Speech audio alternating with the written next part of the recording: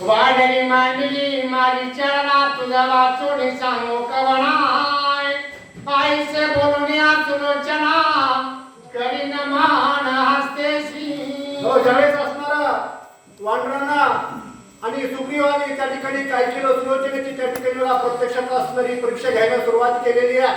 त्यावेळेस असणारा सुलोचनेने काय केले आपल्या असणाऱ्या पतीचा असणारा शिर समोर आणलेले हातही समोर आणलेले हात जोडलेले त्या असणाऱ्या शिराच्या समोर दंडवत घातलेला आणि काय त्या ठिकाणी उपचारी शिराला प्रार्थना करी शिरण बोध निर्धार मग अंतरी विचारिता.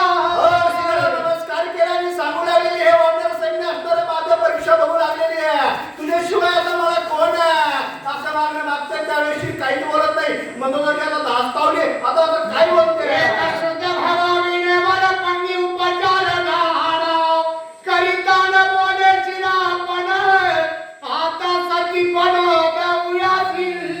मंदोदरीने आतापर्यंत प्रेमानं वर्गना केलेली आहे. मंदोदरी त्या ठिकाणी असणारी शिराला मागणं मागू लागलेली आहे. परंतु शिर काहीच बोलत नाही हालतही नाही जुलतही नाही. त्यावेळेस मात्र आता आवेश तिला आलेला आता खरं त्या ठिकाणी तो सतीत्व पण जागा झालेला आणि जागा होऊन ती त्या ठिकाणी काय बोलते आता मी सत्यपती व्रता असन साचार तत्वता तरी साक्ष देव माझा भरता श्री रघुनाथ समक्षा.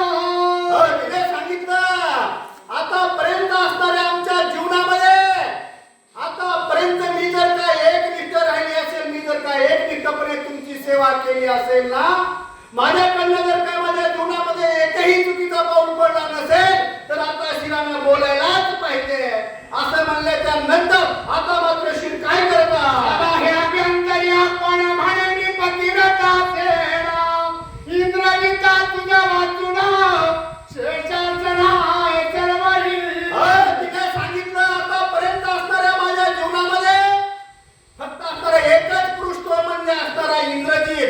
त्याला सोडून जर काय दुसऱ्या एकाही पुरुषाकडे जर काय तशा भावनेने बघितलं असेल तर या ठिकाणी तू बोलणार नाहीये. आता तुला बोलावंच लागेल. त्यावेळेस मात्र शिर आता काय करताय साक्ष बोलावी प्रकारा बोलवाचे तन हे चिरा पतिव्रताचा चार सुलोचना. काही सत्य पतिव्रता असेल आतापर्यंत जर काय तुमची सेवा केली असेल तुमच्या सेवेमध्ये जर मी कुठं पडले असेल तर या ठिकाणी रामाच्या आणि वानराच्या समोर सांगते ही शिर बोलणार नाही. पण जर काही पतिव्रता असेल तर आता मात्र शिराला बोलावं लागेल.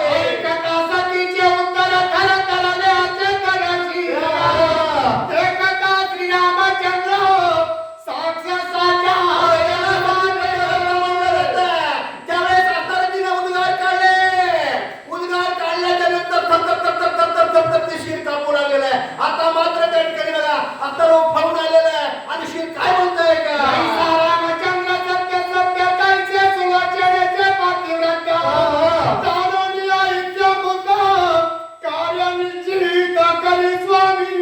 या ठिकाणी असणारा तशा प्रकारे असणारा प्रभू रामचंद्र असणारा त्रिवार सत्यवादी आहे. एक वाणी एक पत्नी आणि एक पत्नी तशा प्रकारे असणारी ती कोण सुलोचना शिर बोलू लागलेला आईशी साक्ष देता शिरवानरी केला जय जयकार सुखावला श्रीरामचंद्र चिंता तुरा लक्ष्मण.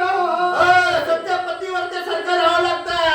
शिर ज्यावेळेस बोललं ना त्यावेळेस वानर मंडळीने जय जयकार करायला सुरुवात केली आहे. काय जय जयकार केलेला हे रामचंद्र भगवान की जय.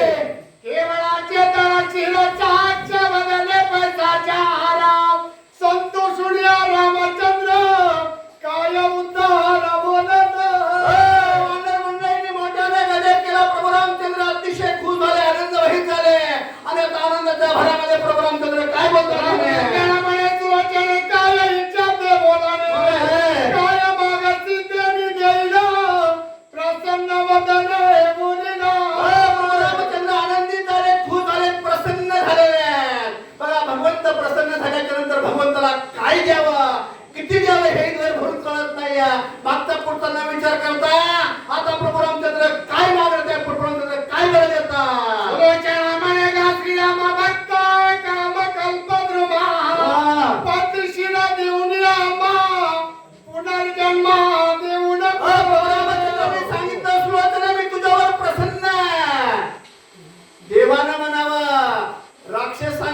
पत्नीला म्हणावा, विरोधकाच्या पत्नीला म्हणावा, मी तुझ्यावर प्रसन्न आहे, काय मागणं मागायचे ते माग.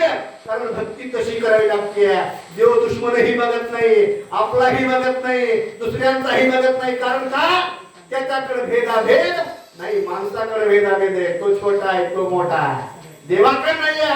रामाने सांगितलं तुला काय मागायचं ते माग. त्यावेळेस सुलोचनेने एकच गोष्ट मागितलं, मला काहीच पाहिजे नको, धन नको, दौलत नको, पैसा नको, परत आयुष्य नको, मला फक्त काय करा, माझ्या पतीचं जे शिर आहे ना हे फक्त मला द्या. बोला, तुझ्या चरणाचे वास, तुझ्या नामी दृढ विश्वास, हेच देऊळी आमाचं निज नामाचं बोलविका.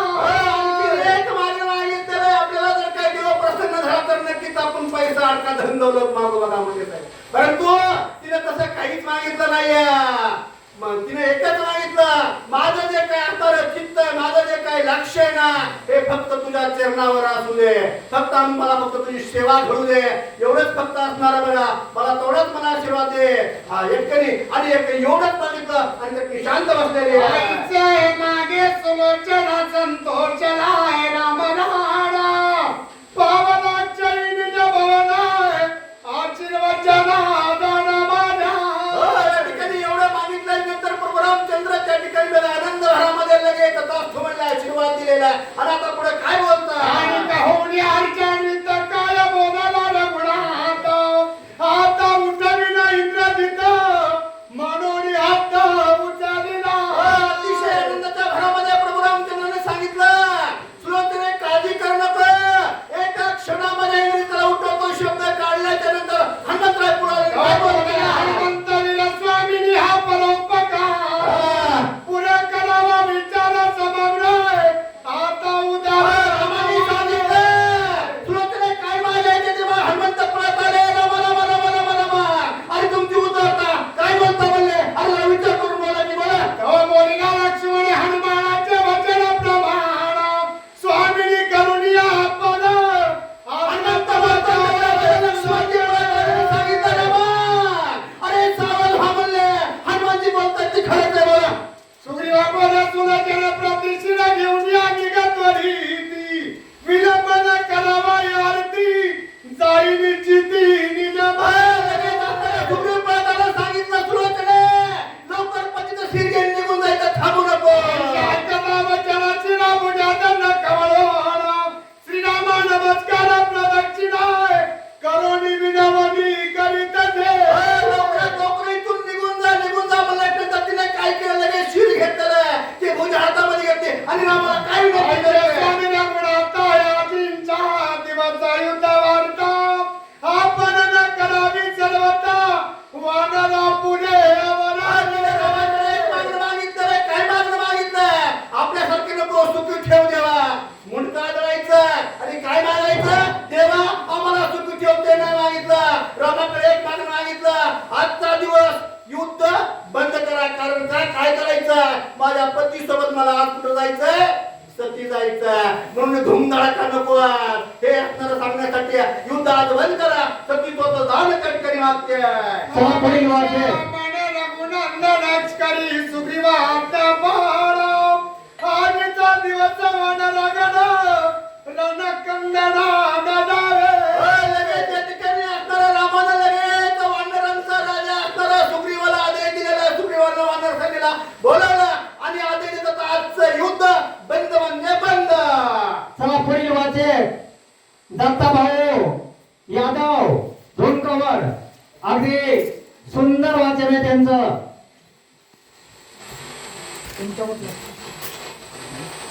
59 झाली हा.